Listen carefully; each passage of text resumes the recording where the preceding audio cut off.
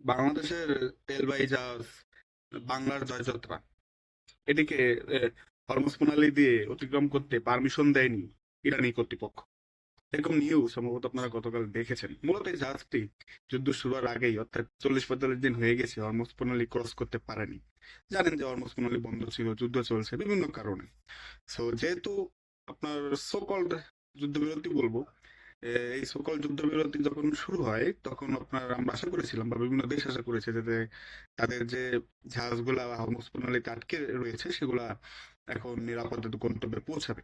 আর যেহেতু বাংলাদেশকে ইরান একসময় আপনার বন্ধুপ্রতিম দেশ হিসেবে বলেছিল যে বাংলাদেশের জাহাজ তারা আটকাবে না, তখন আমরা নিশ্চিন্তেই ছিলাম। বাট গতকাল যখন আমাদের এই বাংলার জয়যাত্রা জাহাজ ইরানের সাথে বা ইরানের যে কর্তৃপক্ষ রয়েছে তাদের পারমিশন পেল না হরমুজ প্রণালী পার হওয়ার, তখনই কিন্তু এই নিয়ে আলোচনা শুরু হয় যে কেন পেল না। বাংলাদেশ তো বন্ধু প্রতিমই দেশ ছিল। দেখুন, ইরানে আমেরিকায় আর ইসরায়েল যে আগ্রাসন শুরু করে, বাংলাদেশ তো একটা মুসলিম দেশ, বাংলাদেশ তো একটা স্বাধীন সার্বভৌম দেশ। তা সেই স্বাধীন সার্বভৌম দেশ হিসেবে আমাদের উচিত কি? সাদাকে সাদা বলা, কালাকে কালা বলা, দিনকে দিন বলা, দিনকে দিন বলা, অন্ধকারকে অন্ধকার বলা, রাতকে রাত বলা। আমরা সেটা বলতে পারিনি। আমরা প্রথমেই আমাদের ফরেন মিনিস্ট্রি এটা নতজানু বিবৃতি দেয়, সেখানে তারা বলে ইরান যে হামলা চালিয়েছে আরব, বিভিন্ন আরব অঞ্চলে বা আরব দেশে, সেটা এই অঞ্চলের যুদ্ধকে আরো উস্কিয়ে দিবে বলে, বুঝতে পারছেন? তাদের এই প্রথম বিবৃতিতে আমেরিকা আর ইসরায়েলের নাম কোথাও ছিল না যে তারা আগ্রাসন চালিয়েছে ইরানে।